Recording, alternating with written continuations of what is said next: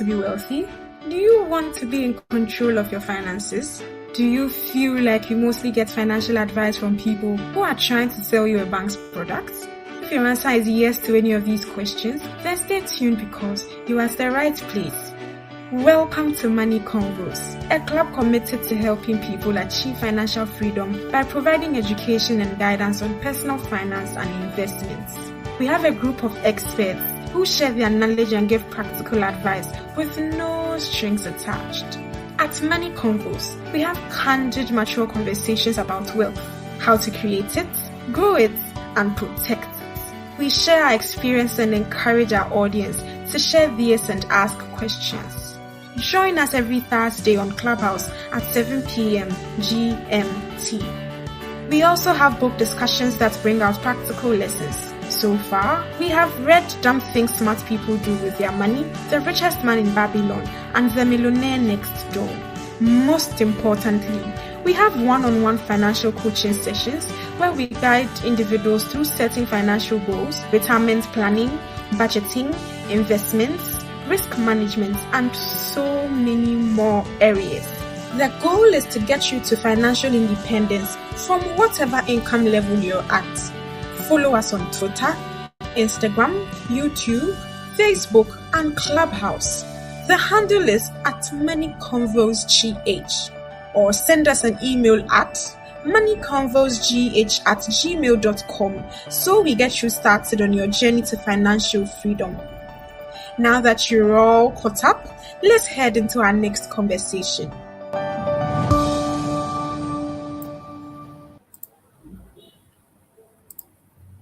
Hi everyone, welcome to today's conversation. And like I mentioned in the ads ahead of time, we have a special guest joining us. Welcome, David. How are you doing? And since it's your first time, you could do a brief introduction. Thank you. There's no special guest here. It's just me, folks. False advertising. My name is David Dodu. I'm based out here in the US of A, Maryland to be specific. And I am a securities regulator. And when Elikem told me about the book, I've read the book before.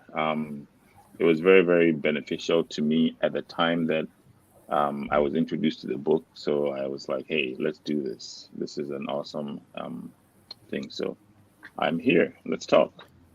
Great. Thank you so much, David, for honoring our invitation. We usually have Jennifer, but she's under the weather today. So our prayers are with her. She recovers soon so that she gets back to joining us. So who moved my cheese?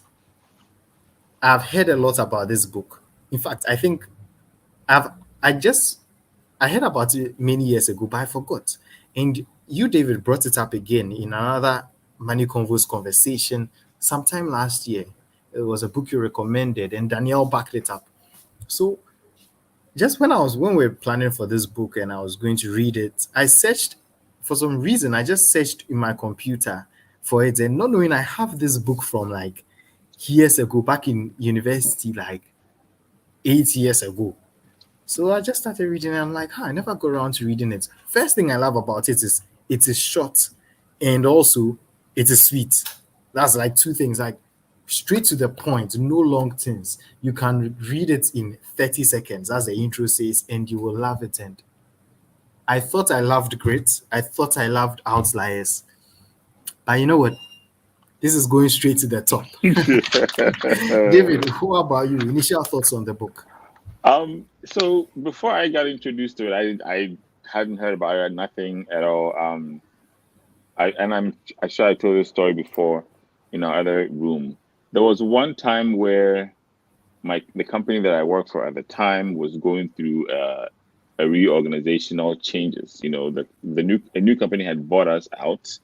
So the new bosses, if you can call it that, were coming in. They were making a whole bunch of changes, and people were not comfortable at all. Like, you know, we are used to doing things this way. Now you want us to do all these things, Charlie. Is it even necessary? Is it going to bring money to the bottom line? We don't know. Everybody was resisting. So the new branch manager at the time, sensing all this, went and bought copies of this book and gave it to everyone in the office that just read it. Okay. And when I read it, I understood exactly why he did that. Because me personally, it changed my mindset. I wasn't necessarily one of the people that was rebelling too much, but hearing how people were rebelling and what the reasons were, I understood the essence of this book. And I was like, you know what, this is a good idea. I read it, I loved it, and I became an advocate of the new systems that were being put in place. And I was telling people, listen, it'll be fine. You have to adapt to the times. New king, new laws. It doesn't mean anything has changed. It just means you have to adapt to it. So that's how I got introduced to the book. Nice. Nice. Speaking of adapting, there's this line in the book. We'll get into the lessons in a bit, but I just can't resist since you brought it up. If you don't change, you will become extinct. And Correct. yeah, it's the law of nature. Like that's how we got where we are. It's adapt or die. Amazing. Correct. Okay, so let's head right into the conversation. And I see you are getting some fans in the comments from Mimi. Mimi will be joining us soon on this book. In fact, speaking of how we organize these book reviews, we normally take 4 weeks to discuss it. And as I started reading the book, I realized that oh wait, flip, I'm done. What's going on here? I have to reorganize this. We can't do 4 weeks of this. Otherwise, it's going to be having different conversations with people. So we are even breaking this book down into just two parts. The first part this week, the next part next week. And so we'll get other people joining in on the conversation next week. Today, we will focus more on the introduction, the key terms, the cheese, the maize, the characters, and get to that point where just before the end of the story, because it's in two parts. There's a story and then there's a discussion afterwards. So just before the end, so that there'll be a teaser for people to join in again in the next part of the conversation. So that's how we'll be doing this. So the key terms, the cheese and the maize, and it's who moved my cheese. It's an interesting story, and you go like, okay, where is this coming from, right? But if you are into literature, reading books, and especially cartoons, once you hear about cheese, you know that there must be some mice involved. Especially when you see David. I'm sure when your kids saw this book, if they've seen the hard copy and they saw the cheese with the holes in there, they must have thought Tom and Jerry, right? That's exactly what I was about to say. When I saw it myself, the first thing it reminded me of was Tom and Jerry. I used to love Tom and Jerry back in the day when I was a kid. I used to love it. Charlie. And I quite remember one of my dad's worst punishments on earth would be go and sleep. So when you do something bad, his go and sleep usually coincides with when Tom and Jerry is showing. And if you're a little kid and they tell you to go and sleep when Tom and Jerry is on TV, it's like in today's age, you telling a kid, no tablet for you, no electronics, no social media. No. So, oh no, you died. It was tough. It was tough. Yeah. So David, what does the cheese signify then? Besides reminding you of Tom and Jerry. So the cheese to me, right, and it could be anything. The cheese to me could be a goal, could be an investment. Since we are Money Convos, it could be, a lifestyle. It could be even a job. It could be anything that you gain satisfaction from, anything that feeds you. It could be, any hobby. So you could just plug anything in there and the cheese represents that for you. In life, right, when we're working towards a goal, sometimes the variables change, right? Sometimes it becomes harder. Even, let's say, even for you, for instance, right, the cheese could be you trying to go to grad school, right? It's something that you're working towards. If tomorrow the school starts saying that, okay, we've increased our GMAT score that we are looking for from, let's say, 400 to now, you have to get 1600 or else no grad school for you. Are you going to sit there and say, oh my God, now I can't do it and it's done? Is that going to kill the dream? No, you have to adapt. Maybe there's something else that they look for, like in this day and age, when you're trying to go to school, sometimes they even look at how much you're volunteering in the community, what else that you're doing with your life. Maybe those things you have in pepe your GPA is 4.0 or 5.2. I don't know what the GPA score these days is, but it's Yeah. that could be another thing that could help you achieve the goal. So instead of you sitting back and be like, now the rules have changed. Mhm. Pretty much your cheese has moved, you know. Just have to adapt and find other ways of achieving that goal. So yes, for me, the cheese could be anything that's a goal that you're trying to work towards. So yeah. Yeah, yeah. The cheese is anything that you are trying to work towards. Could be any goal. You heard it right here. Good. And then the maze. The maze, the book puts it simply, the how is the how. The cheese is the what, the maze is the how. Like all the things that you have to navigate to get to that point where you can get the cheese that you want. All the obstacles that are in your way is the road to get there. It's is the maze, right? David, any thoughts on Correct. the maze? Correct. The maze, like you said, is the obstacles, is the things that you have to navigate. Hmm. You know, those could also, in this book, the maze was still, it didn't change. But then in life, those things could also change for you. You know, Hmm. an example for me would be, let's say you have a job and you get fired from the job, or you lose a job. Pandemic time, people lost their jobs, right? You lose a job. Now, income is not coming in. Are you going to sit there and wait till the company comes back, rebounds after the pandemic, and then gives you a job back? Hmm. No. You're going to find ways to, put some bread on the table, put some food on the table. Some people are not willing to, try new things to, get that same income back. They want to sit there and then cry. But what's crying going to do? You can't cry over spilt milk, right? Once it's Yep. gone, it's gone. So Done. adapt with the changes. I know a lot of people who started businesses during the pandemic when they were facing tough times. That's Charlie. It's like, hey, how am I going to survive? They started businesses. But as the book tells us, sometimes even the fear of doing the new things keeps us just sitting at one place. And that Hmm. too is not good. No So good. we have to overcome the fear. True. Just this example that you've given, like you lose your job, it reminds me of a friend. Wow, a friend I'm very proud of, Jesse. We used to work in the same institution, and in Ghana, and he moved to join his wife in the UK. She works for a top bank, and he was there and he was unemployed for 6 months. Now this is someone who is a grade A student, like first class student. He has experience interning at Goldman Sachs, so his CV is good. And when it Mm-hmm. comes to the actual experience, he has bloody good experience, right?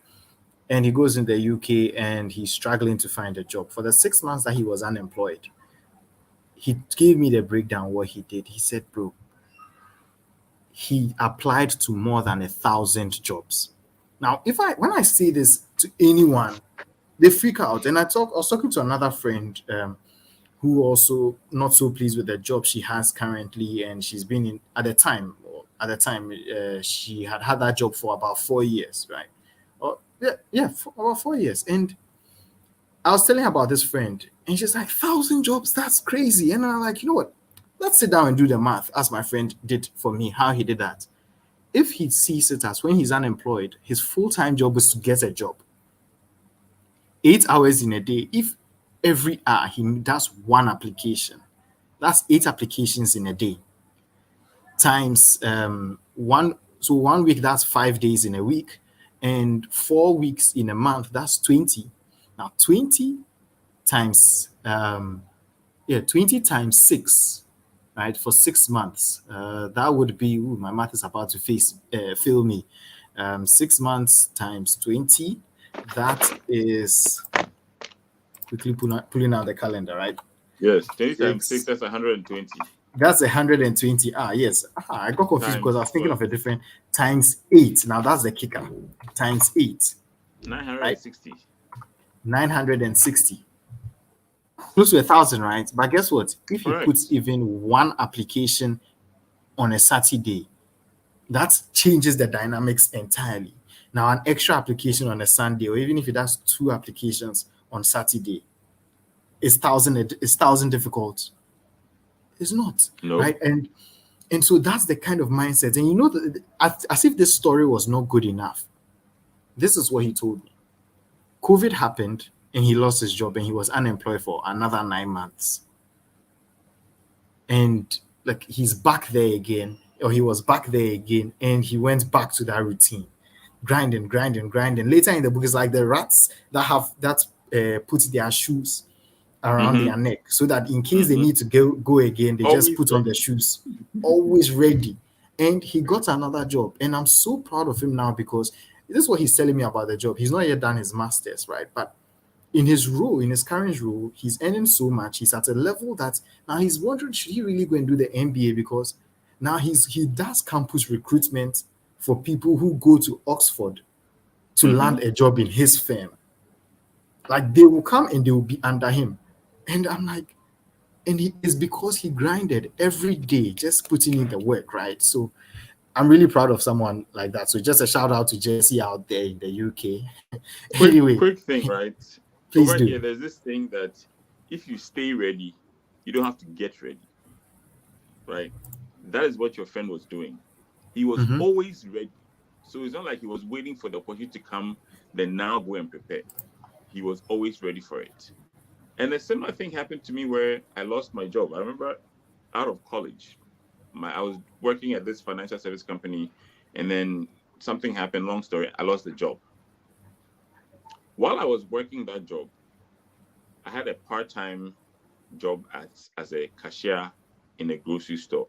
Shout out to Harry Steeler. Those of you who know Harry Steeler. I was working there part-time, right? When I lost my job, I called them up and I said, hey, anybody wants to call out, he's sick, whatever, please call me. You need hours, whether the person is mopping the floors, they are running the cash register, just call me.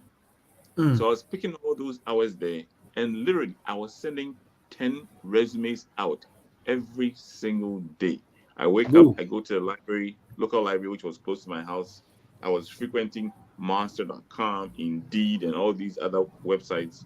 10 of them every single day, sending them out.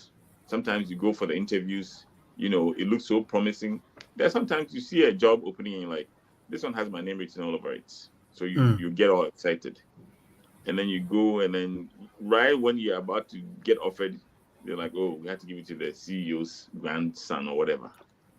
So I changed my strategy. This time, unless I have a paper in my hand that says, you've been offered this job, your salary is 10 Ghana cedis a month, I don't get excited.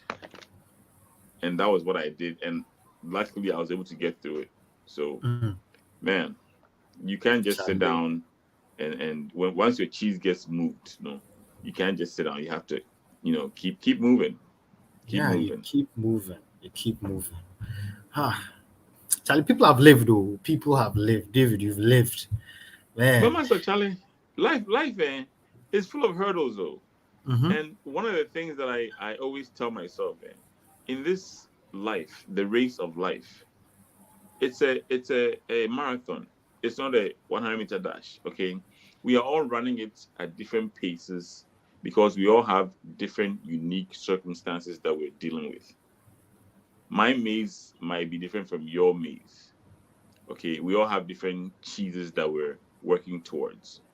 So if, let's say, I look at you and you've been able to get your cheese after it was moved within a day, and mine is taking me 6 months, it doesn't necessarily mean I failed.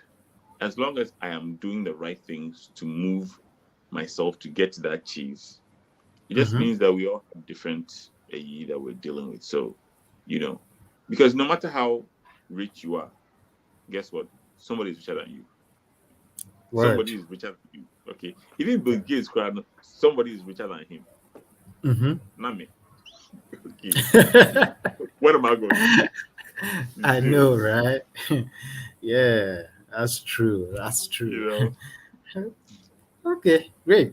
Now let's talk about the characters in here. So there are mice and then there are little people in the book. Yes. And the mice are Sniff and Scurry, and then the little people are Hem and How.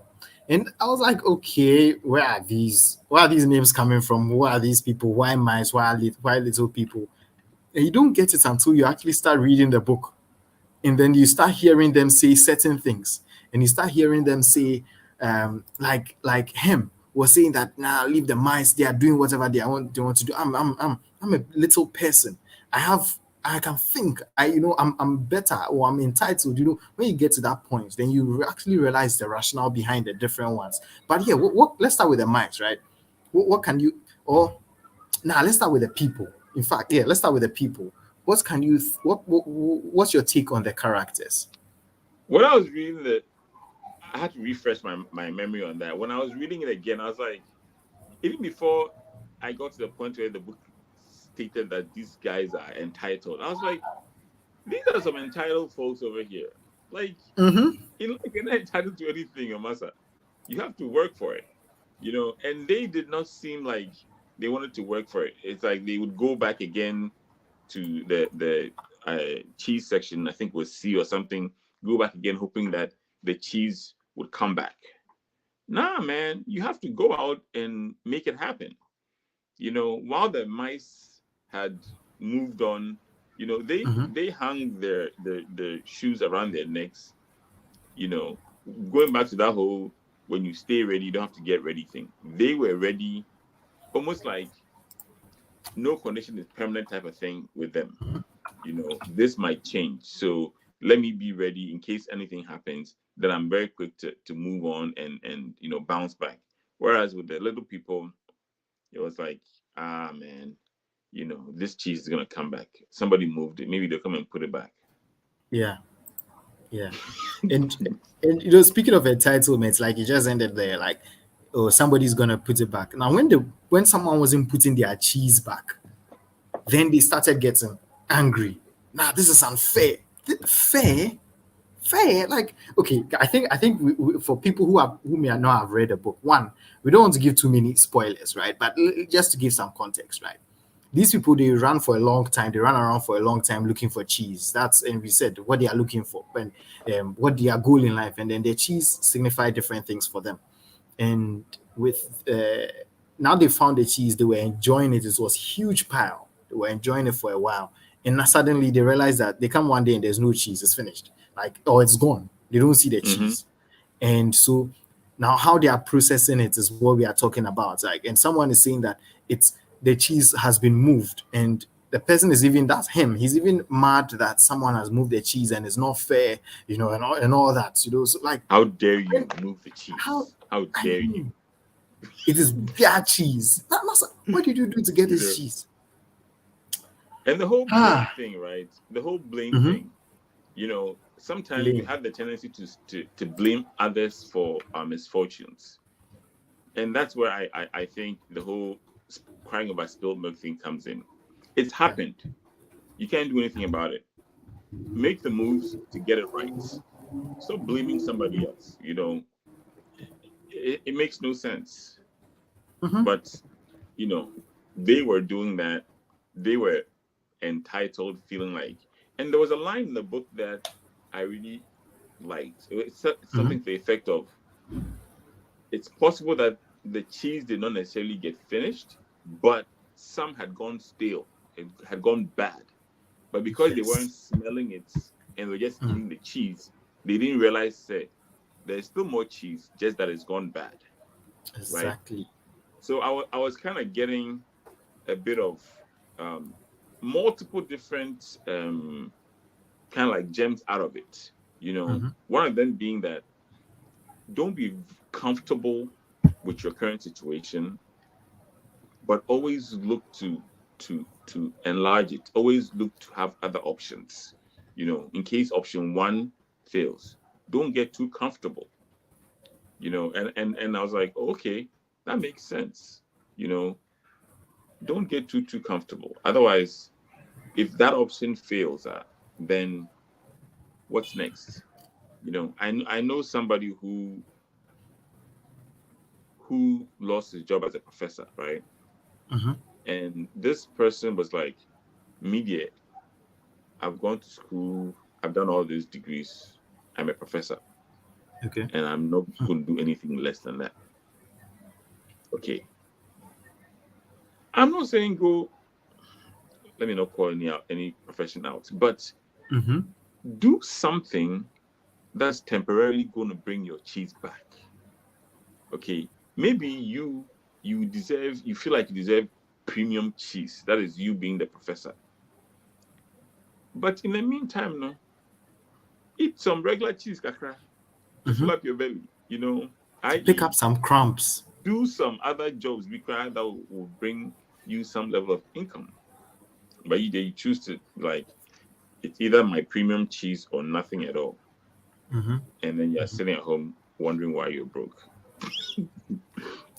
You know. Yeah. Hmm. David, this brings up a certain issue, right? This brings up a certain issue where sometimes I say some things or I give opinions on certain conditions, and people say, and toward that, if it hasn't happened to Mhm. you, sleep. If it's like, because I may not have experienced these things, I can't speak on them. But I like how you have experienced something like unemployment. You've been fired, you've lost your job before, and you've had to. So Correct. when you speak, it carries some authority, right? But sometimes someone who is unemployed, who doesn't have a job now, doesn't may not have another person in that circle, but they need to be able to open up their eyes to see the sense in what someone else is saying.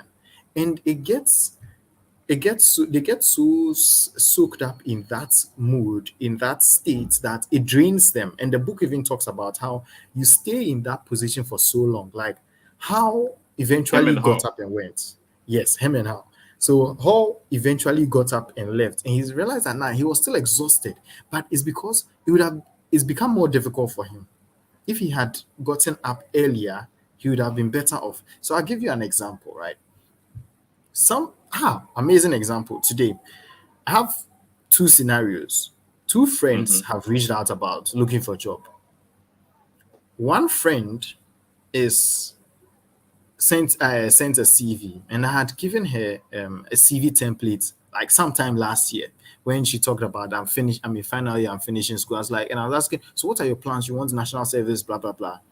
Okay, here I know you don't have a CV, right? Okay, here's a CV template. Edit it and put your details in there. I didn't get a feedback on it forever, but I didn't push. Some of these things you don't push.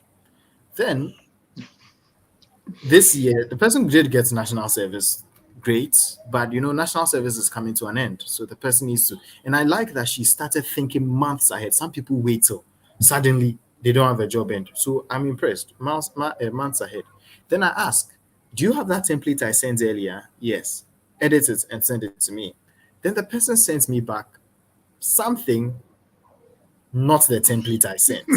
So I said, you know what? Let's get on Zoom and let's put these two things side by side. The template I sent you and what you sent me. Just look at the two. There's the two of them. What do you think?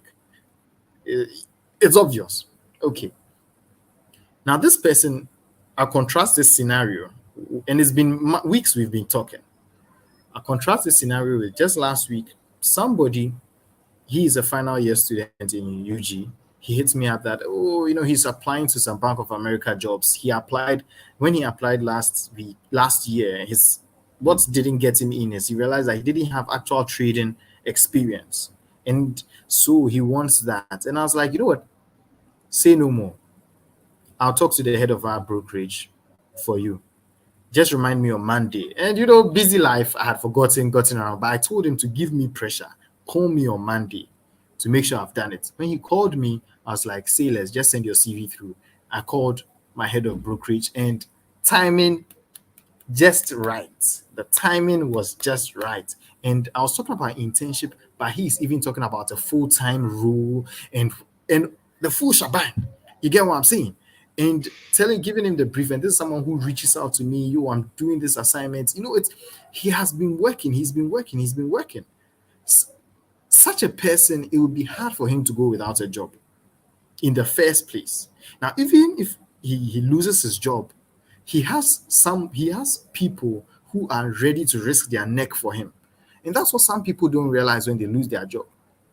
I have people who, if they tell me they are looking for a job, I won't put my phone down. I'll keep calling people because I have no qualms putting my reputation on the line for some of these people. But the other people, I need to make sure that they go through the grind. Their CV, everything is checked. They have done training, I have trained them. Like, that's the effort I'll put in there, and that's what some people don't see. When you ask them, have you done online courses? Have you done this? Have you done that? They say, hey, you don't know how it is. Meanwhile, you are spending gigabytes every day on social media. Gigabytes, just Instagram, chopping your data. But all I'm asking you is just get on YouTube and We watch don't financial invest money. in the right things, right? We don't invest in the right things.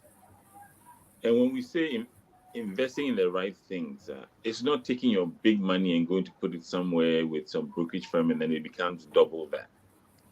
Like you're saying, the gigabytes that you're sitting on Clubhouse or whatever social media messing around, you put that same gigabyte somewhere else and, towards what goal, or in this case, your cheese that you're trying to achieve, and then it ends up working for you. But no, I've had a scenario where a company that I used to work for, this person wanted a job there. I was like, okay, I know we are having a job fair coming up.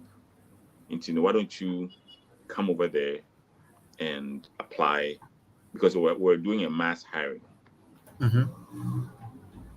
This person is like, so what should I do? And I'm like, oh, just go read about the company.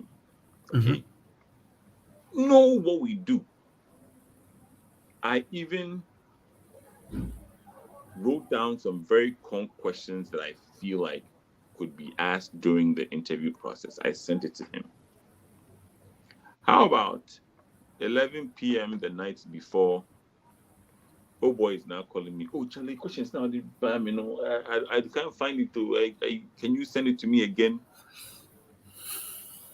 And then the day of, he comes to the job fair. Because I know him, number one, I didn't want to be the one to do the initial screening for him. So I was kind of low-key trying to avoid having to screen him because I could tell he was trying to get to you. He came to me directly. So I just go like, oh, pass, go to the next level. Oh boy goes to sit there.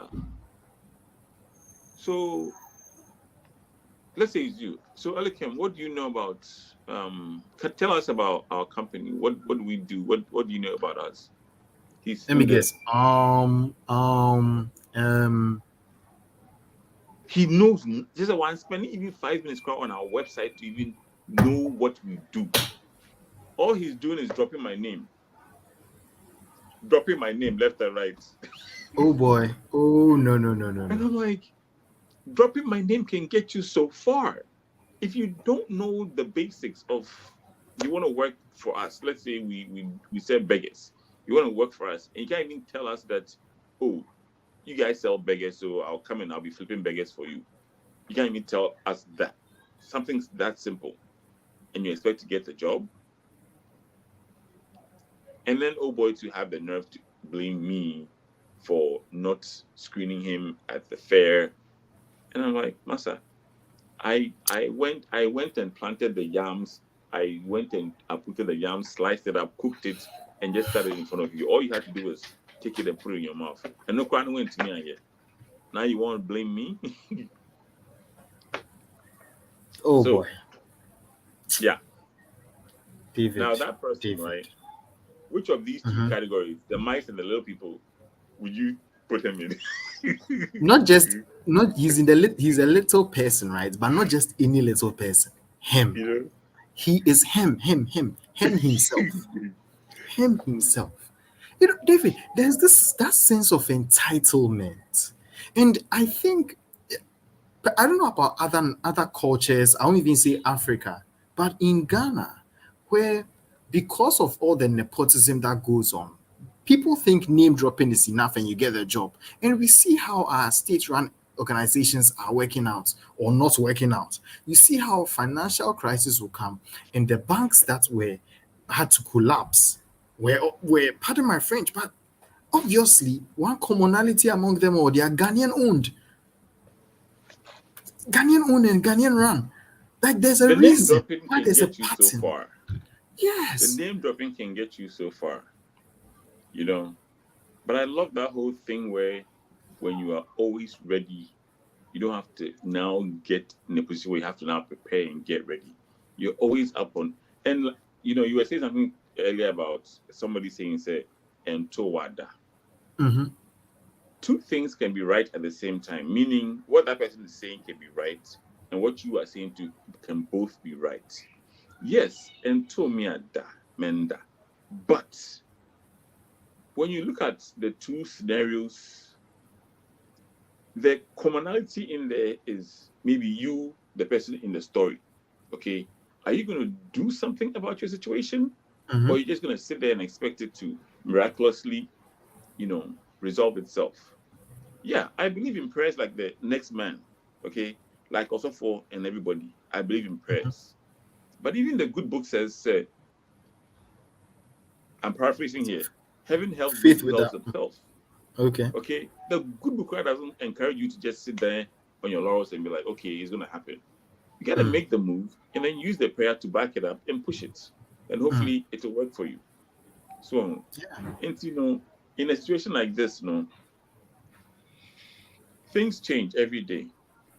In my situation at the company, when the manager bought these books and gave it to all of us, the people who were complaining, I realized that some of them just didn't want to take the time to get to familiarize themselves with the new ways of doing things. You know, one thing about technology, I always say, technology will do what you tell it to do for you. So if you're Exactly. a company and they've introduced this new technology, just learn how to tell it.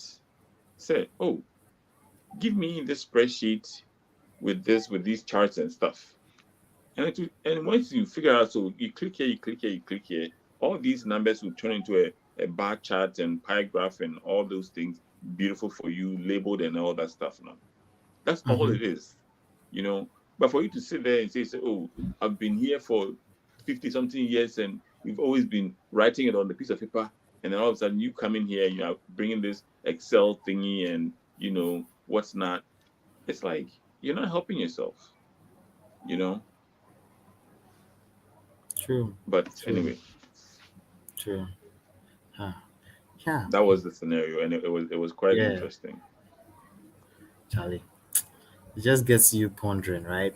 So now so we've talked about the people. Now let's talk Yeah. about the mice too. The mice, Mm-hmm. very admirable creatures, right?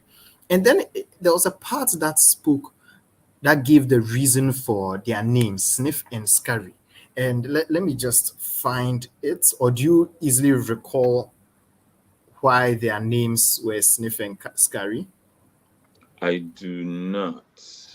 Okay, just so this is what the book first. This is what the book says. The mice, Mm-hmm. Sniff and Curry, they possess simple brains and good instincts. They search for the hard nibbling cheese they liked as often as mice do. Right. So there is very simple brains and good instincts. Right. And so they Yeah. will search for this thing. Then this is how they actually went about it. When they were struggling, this is how they would do it. What's it called? Oh, pardon me, it's just escaped. Smell in the general direction. Okay, so it says Sniff would smell in the general direction of the cheese using his great nose, and Scurry would race ahead. You get it? So Sniff will say that, where's the cheese? Where's the cheese? Then Scurry, being the one who is fast, will just start, okay, that's the direction. Yeah, go. He's going. And then Sniff just follows him, right? And it's really like that. They are so focused on the cheese. They don't care, okay, maize is there, no problem. Cheese, the Sniff will say, I'm looking for the cheese, I'm looking for the cheese. It's somewhere around here. In that Points direction. it out to Scary, and Scary is like, okay, Maze, let's do this. Let's And just then Sniff dash and just go get follows it. him. I know we are human beings, we have thoughts, we have feelings, we have emotions, we have a whole lot of things going on. We have experience, we have a lot of things that we are processing. But sometimes when it has to do with a goal, you just have to tone it down, focus and say, what's the goal? What do I need to do? Just go. Any thoughts on these, mice? I mean, I think with these things, sometimes it's just a mindset, you see. Mm-hmm. That was their mindset. So it's like, we're just going to do this, and then that's going to give us our cheese. Each of them had a part to play, right? The sniff guy is just sniffing around, and then Scurry is just running and then chasing the thing, right? We always need to, I feel like, don't ever sit down and expect things to happen on their own, right? Have a plan like these guys had, and then just go and ahead and attack it. I go back to when I lost my job. Masa, I remember I had a ticket to go to Ghana that summer. I was looking forward to it, and all of a sudden, job disappears. So I'm like, how am I gonna? And over here too, Masa, job disappears. Rent is due every month. Luckily, the car I had was fully paid for, some old beat up car that I had. So it was mainly rent. And I was like, at this rate with the part-time gig that I'm doing, I don't know if that can sustain my rent. I called Ghana Airways. I was like, hey, Charlie, can I get a refund? I didn't get my full refund. I got like 60% of it. Fine. At least I had something in the bank. Okay. And then I called my other part-time gig. I was like, Charlie, give me all the hours you can give me. You see, I was using the tools I had at my, available to me to try and get my situation better. So like the person will tell you, say, Towa Dano. At Tomino, I made drastic moves to get better. Like I'm saying, people have started businesses and are running solid businesses due to the pandemic. Pandemic means those people are still clocking in, clocking out, or doing whatever it is that they were doing before.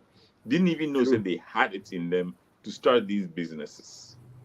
So drastic times, calls for drastic measures. You got to take those moves, and sometimes we take those things for granted.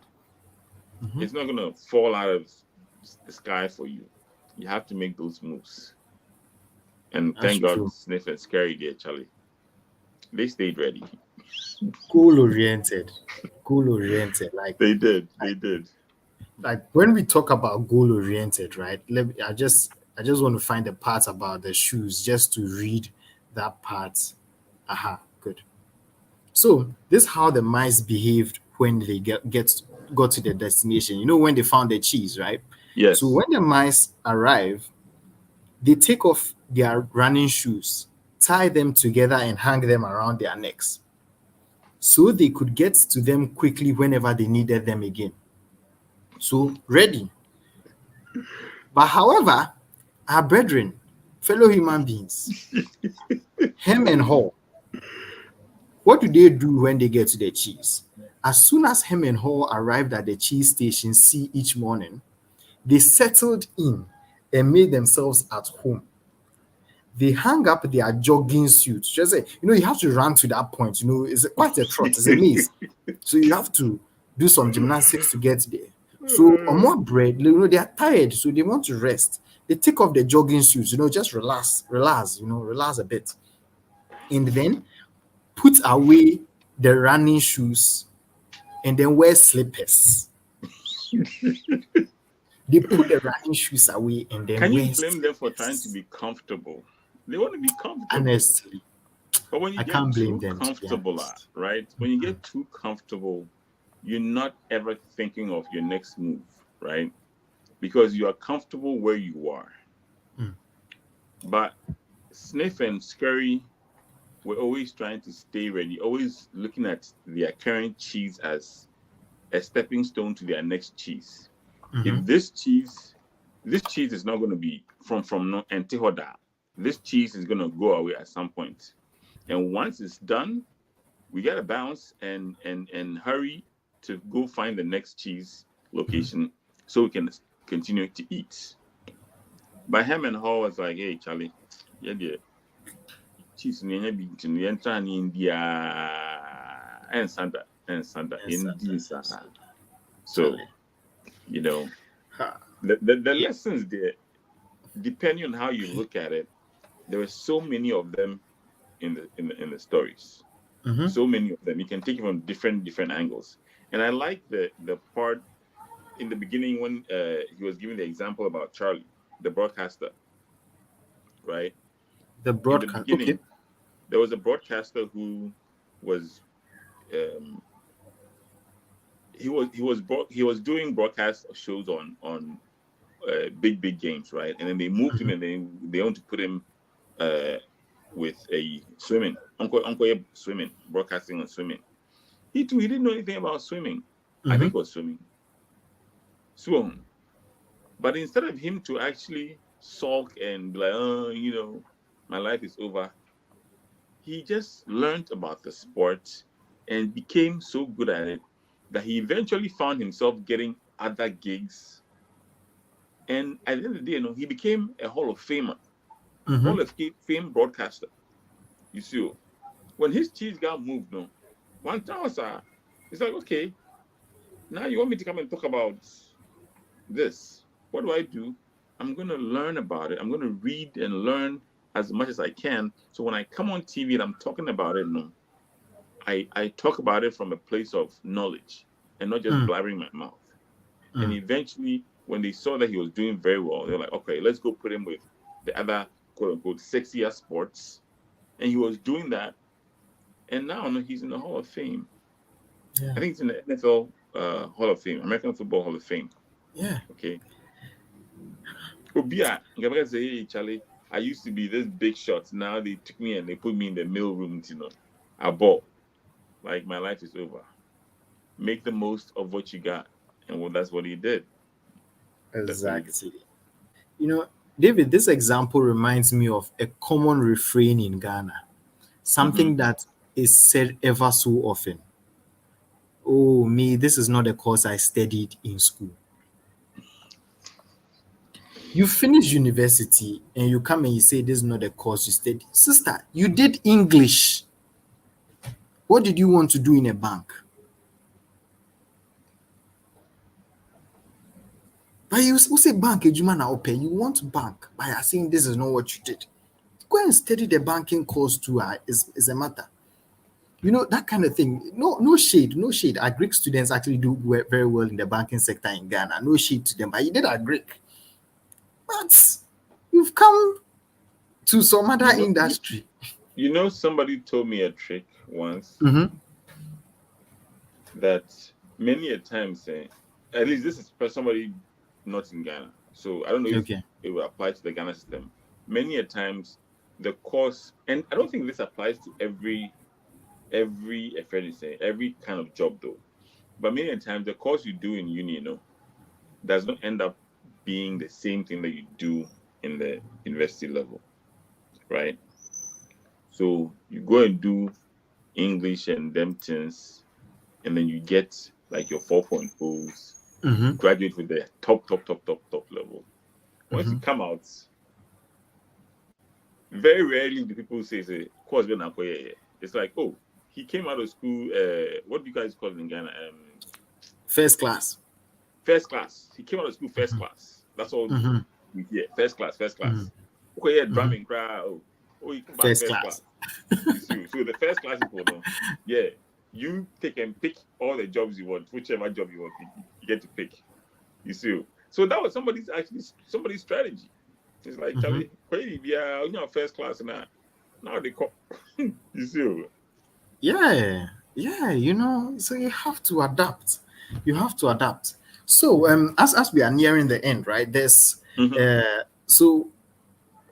there's just one major theme. Like you said, the lessons are a lot. Like when I look at my notes, there are so many. I was wondering, will we be able to run through all of them? Initially I have said perhaps this should be a 2-part thing, but the themes are so many. Perhaps maybe it will be 2 or 3.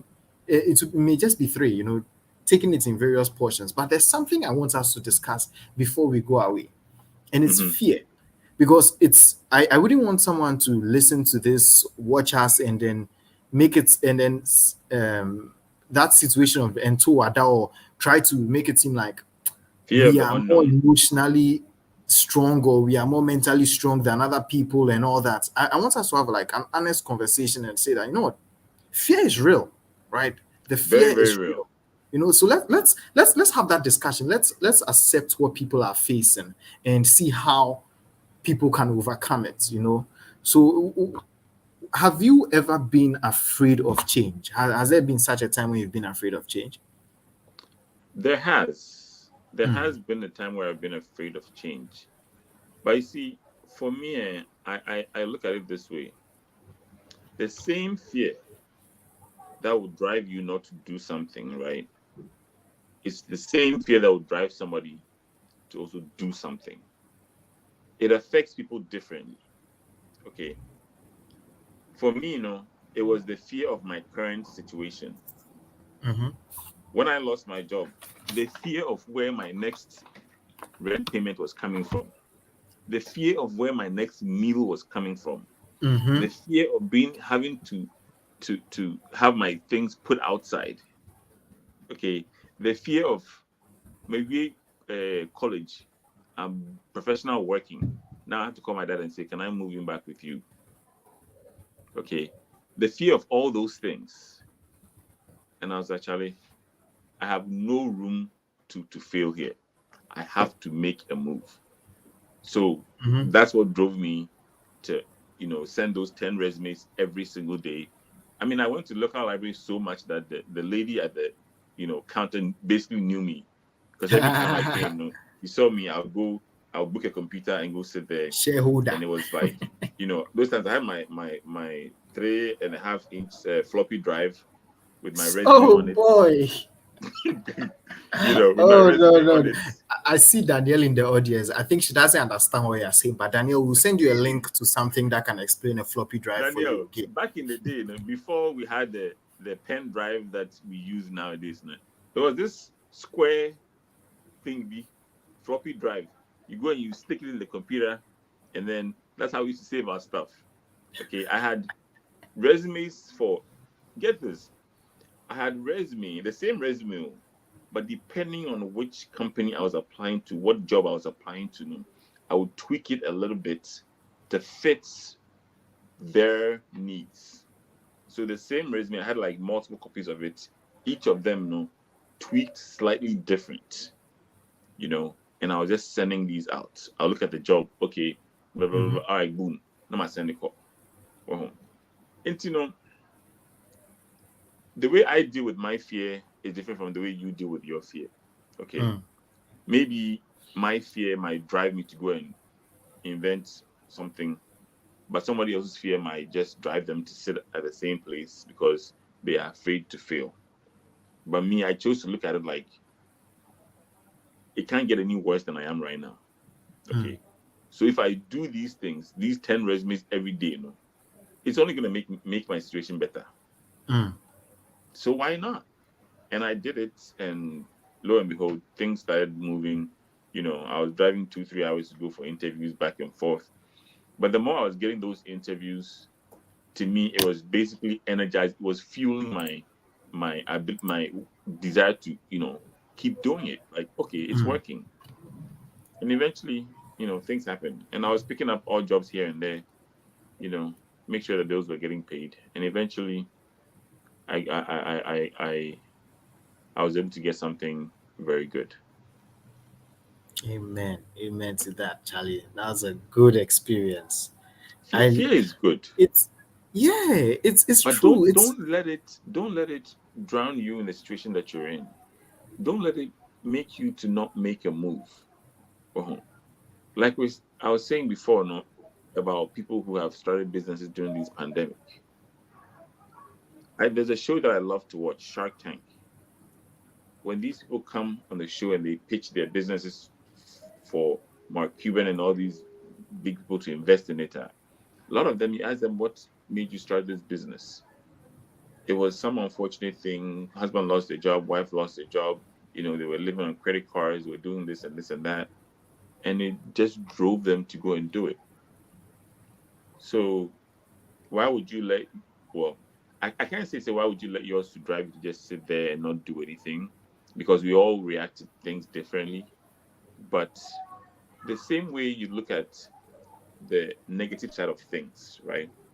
Also look at what could be the positive side of things and focus on that, Mm. right? Try and be more of the glass is half full person than the glass is half empty, you know. And I don't know. It works for me, Mhm. so I hope it'll work for somebody else too. True, true.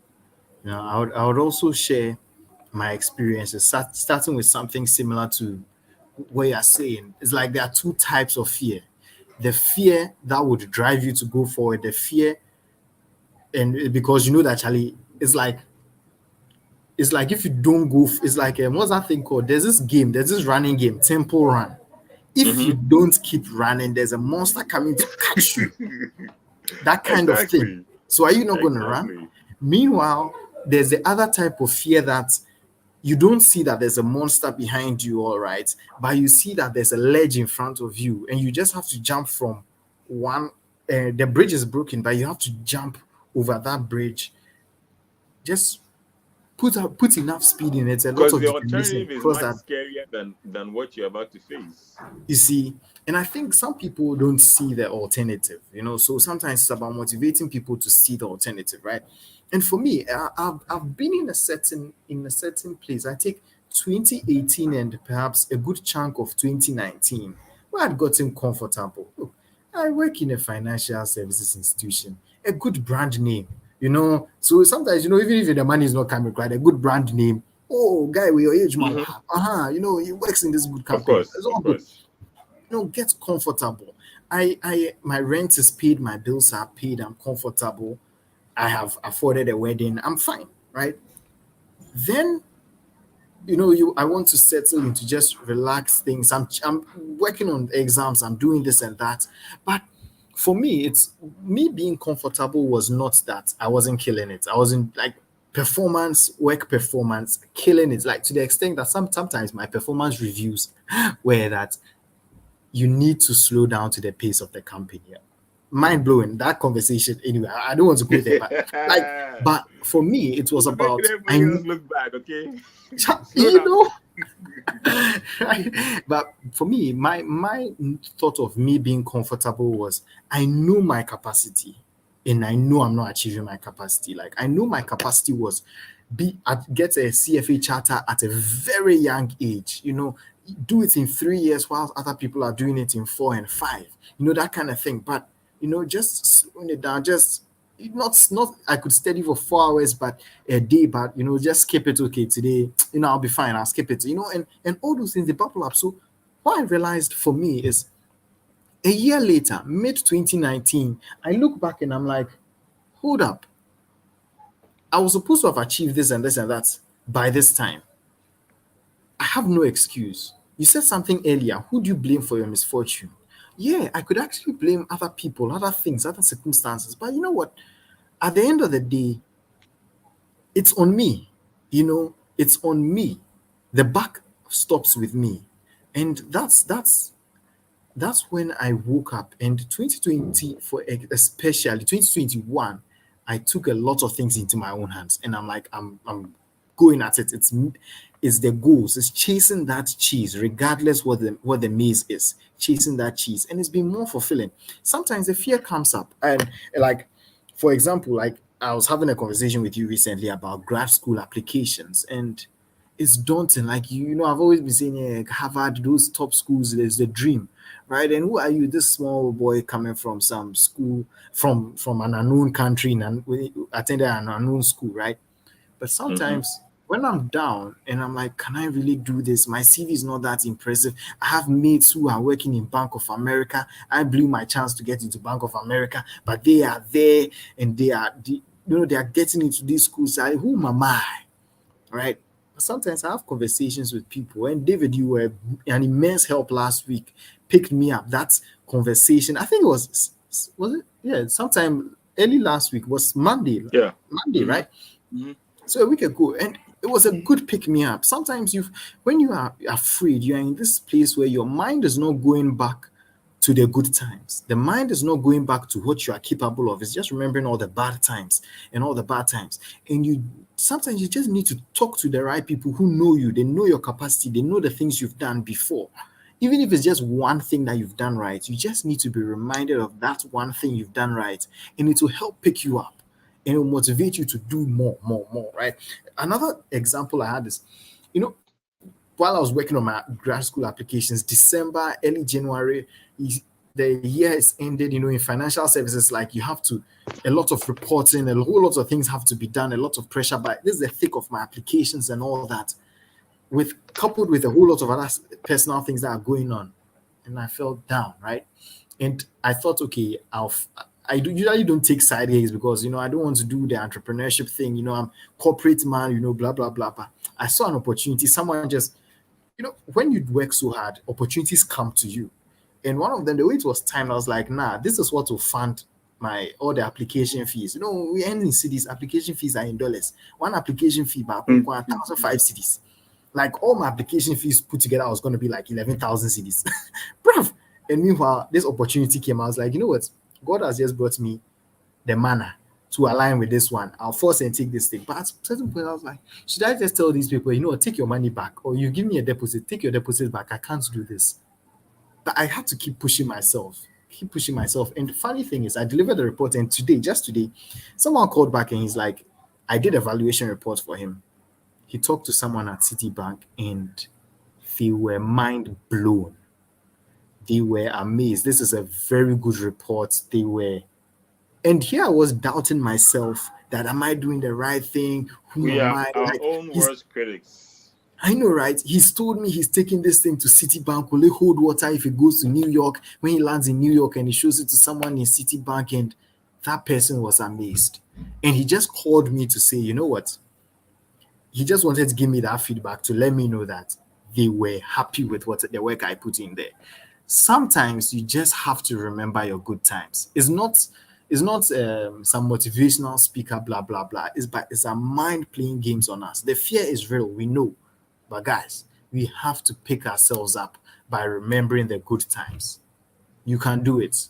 We've all done it. So can you, Correct. Charlie.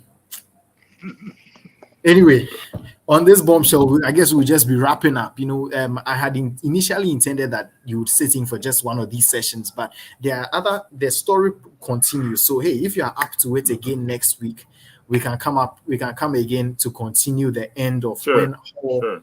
got the cheese, and then the high school reunion people, how the discussion that ensued. So we would be next week. We'll be having Brian. I had told Mimi and Danielle a different day, but I'll see if they are also available next week so that we can just wrap it up next week because it's a small book. Or if it means we just make a third session too, we can do it. But this book goes straight to the top, followed by Grit and Outliers. It's a good book. It's a good book. Yeah, it's a very good book. And David, guess what's why it's even so good? In 30 minutes to an hour, you can finish the book. That's what I love about it. It's a good book. Yeah.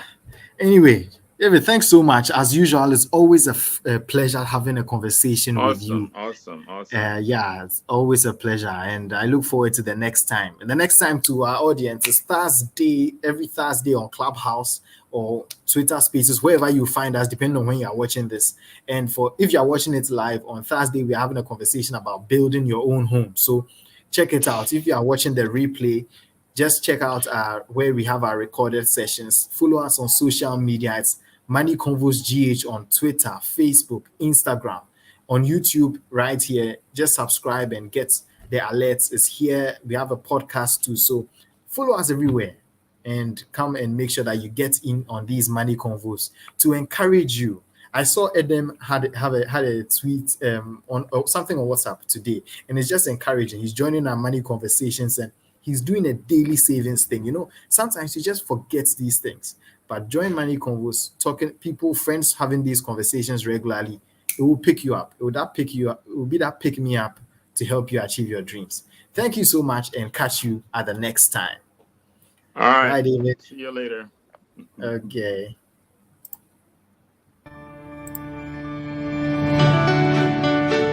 Thank you for taking the time to listen to our thoughts. I hope you learned a thing or two and start practicing. Don't forget to follow us on Twitter, Instagram, Clubhouse, and Facebook.